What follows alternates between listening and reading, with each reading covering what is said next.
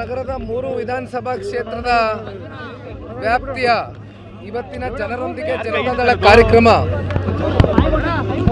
ಜನತಾದಳ ಪಕ್ಷದ ಎಲ್ಲ ಜಿಲ್ಲೆಯ ನಾಯಕರ ಒಂದು ಸಹಕಾರದಿಂದ ಜೊತೆಯಲ್ಲಿ ಕಾರ್ಯಕರ್ತ ಬಂಧುಗಳ ಉತ್ಸಾಹಕತೆಯಿಂದ ಇವತ್ತು ಬಹಳ ವಿಜೃಂಭಣೆಯಿಂದ ಕಾರ್ಯಕ್ರಮವನ್ನು ಆಯೋಜನೆ ಮಾಡ್ಕೊಂಡಿದ್ದಾರೆ. ಬಹಳ ವರ್ಷಗಳ ನಂತರ ಮೈಸೂರು ನಗರದಲ್ಲಿ ಇಷ್ಟು ದೊಡ್ಡ ಮಟ್ಟದಲ್ಲಿ ಇವತ್ತು ಜನ ಸೇರಿ ಜನತಾದಳ ಪಕ್ಷವನ್ನು ಆಶೀರ್ವಾದ ಮಾಡ್ತಕ್ಕಂಥ ನಿಟ್ಟಿನಲ್ಲಿ ಇವತ್ತು ಬಂದಿರತಕ್ಕಂಥದ್ದು ನಿಜಕ್ಕೂ ಇವತ್ತು ಪಕ್ಷದ ಒಂದು ವೇದಿಕೆಯಲ್ಲಿ ಇದೊಂದು ದೊಡ್ಡ ಮೈಲಿಗಲ್ಲು ಅಂತಕ್ಕಂಥದ್ದನ್ನ ಈ ಸಂದರ್ಭದಲ್ಲಿ ನಾನಂತೂ ಕೂಡ ನಂಬ್ಕೊಂಡಿದ್ದೇನೆ.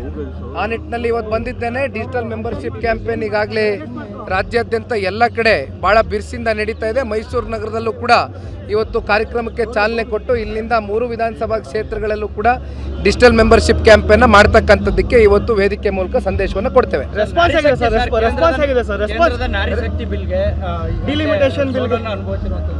ವಿಪಕ್ಷಗಳು ಅದಕ್ಕೆ ವಿರೋಧ ವ್ಯಕ್ತಪಡಿಸಿದೆ. ಸಿದ್ದರಾಮಯ್ಯನವರು ಹೇಳ್ತಾರೆ ಮಹಿಳಾ ಮೀಸಲಾತಿ ವಿರೋಧ. ನಿನ್ನೆಯ ದಿನ ಕೇಂದ್ರ ಸರ್ಕಾರ ಮಾನ್ಯ ಪ್ರಧಾನಿಗಳ ನೇತೃತ್ವದಲ್ಲಿ ನಾರಿ ಶಕ್ತಿಯ ಒಂದು ಬಿಲ್ಲನ್ನು ಏನು ಇಂಟ್ರೊಡ್ಯೂಸ್ ಮಾಡಿದ್ರು, ಟೇಬಲ್ ಮಾಡಿದ್ರು, ಆ ಬಿಲ್ಲನ್ನು ಸಂಪೂರ್ಣವಾಗಿ ತಿರಸ್ಕಾರ ಮಾಡುವ ಮೂಲಕ ವಿಪಕ್ಷಗಳು ಇವತ್ತು ನಾರಿಯರ ಪರವಾಗಿ ಇಲ್ಲ ಅಂತಕ್ಕಂಥದ್ದನ್ನು ಸಾಬೀತು ಮಾಡಿದ್ದಾರೆ.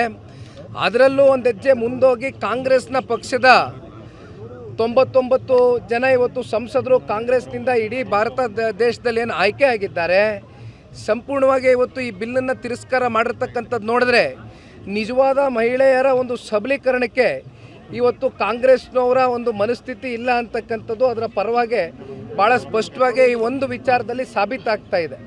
ಹಾಗಾಗಿ ಇದ್ರ ಬಗ್ಗೆ ಮಾತನಾಡೋದಕ್ಕೆ ಸಾಕಷ್ಟು ವಿಚಾರಗಳಿದೆ. ಇವತ್ತು 33% ರಿಸರ್ವೇಷನ್ನು ಮಹಿಳೆಯರಿಗೇನು ಸಿಕ್ಕಬೇಕಾಗಿತ್ತು ಅದು ಒಂದು ಕಡೆ ತಿರಸ್ಕಾರ ಮಾಡ್ತಕ್ಕಂಥದ್ದು ಅಷ್ಟೇ ಅಲ್ಲ, ಡಿಲಿಮಿಟೇಷನ್ನೇ ಮುಂದಿಟ್ಕೊಂಡು ಇವತ್ತು ಕಾಂಗ್ರೆಸ್ನವರು ನಿನ್ನೆ ದಿನ ಸದನದಲ್ಲಿ ಮಾತನಾಡಿರ್ತಕ್ಕಂಥದ್ದನ್ನ ನಾವು ನೋಡಿದ್ದೇವೆ. ಈ ಹಿಂದೆ ಡಿಲಿಮಿಟೇಷನ್ ಅಂತಕ್ಕಂಥದ್ದು 1971ನೇ ಇಸ್ವಿನಲ್ಲಿ ಅವತ್ತಿನ ಜನಸಂಖ್ಯೆಯ ಒಂದು ಆಧಾರದ ಮೇಲೆ ಅವತ್ತಿನ ಸೆನ್ಸಸ್ ರಿಪೋರ್ಟ್ ಮೇಲೆ ನಡೆದಿತ್ತು. ಏನು ಅವತ್ತು ಭಾರತ ದೇಶದಲ್ಲಿ 50 ಕೋಟಿ ಜನ ಪ್ರತಿನಿಧಿಸ್ತಾ ಇದ್ರು ನಮ್ಮ ದೇಶದಲ್ಲಿ. ಅವತ್ತಿನ ಕಾಲ್ಗಟ್ಟಕ್ಕೆ 543 ಲೋಕಸಭಾ ಸೀಟ್ಗಳು ಡಿಕ್ಲೇರ್ ಆದಂಥದ್ದು. ಅಲ್ಲಿಂದ ಇಲ್ಲಿವರೆಗೂ ಕೂಡ ಸತತವಾಗಿ ಹಲವಾರು ದಶಕಗಳು ಕಳೆದೋಗಿದೆ. ಇವತ್ತಿನ ಜನಸಂಖ್ಯೆಯ ಆಧಾರದ ಮೇಲೆ ಭಾರತ ದೇಶ ಹತ್ತತ್ರ 140 ಕೋಟಿಯಷ್ಟು ಜನಸಂಖ್ಯೆಯನ್ನು ಹೊಂದಿದೆ. ಸೊ ನೀವು ಇಲ್ಲಿ ಅರ್ಥ ಮಾಡ್ಕೊಳ್ಬೇಕಾಗಿರ್ತಕ್ಕಂಥದ್ದು, ಒಂದು ಕಡೆ ಒಂದು ತಪ್ಪು ನರೇಟಿವ್ನ ಬಿಲ್ಡ್ ಮಾಡ್ತಾ ಇದ್ದಾರೆ.